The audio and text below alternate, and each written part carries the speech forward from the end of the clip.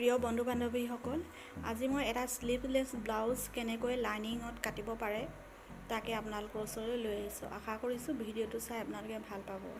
আহকচোন জানো আমি প্ৰথমতে 34 সাইজৰ এটা ব্লাউজ কাটিঙৰ বাবে আমি কি মেজাৰমেণ্ট ল'ব লাগিব।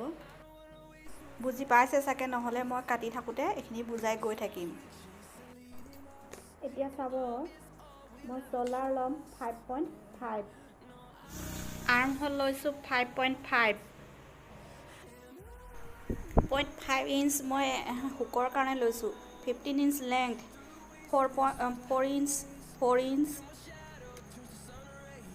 এতিয়া মই বেক চাইডটো কাটিছোঁ। এই বেক চাইডটো ফ্ৰণ্টৰ ওপৰত ৰাখি মই ফ্ৰণ্টটো কাটিম। চাই থাকিব আপোনালোকে। 2.5 তললৈ লৈছোঁ মই 2.5। এতিয়া মই পিঠিটো কাটিম।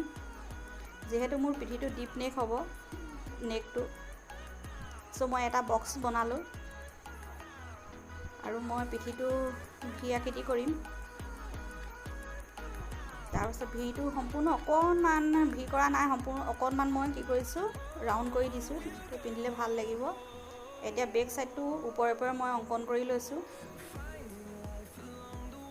চাই থাকক। আৰ্ম হোলটো দি লৈছোঁ।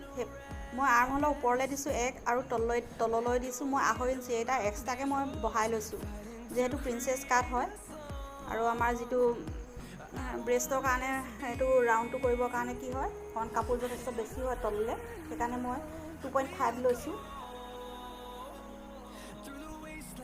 আৰু ব্ৰাছ পইণ্টটো হ'ব 9.5।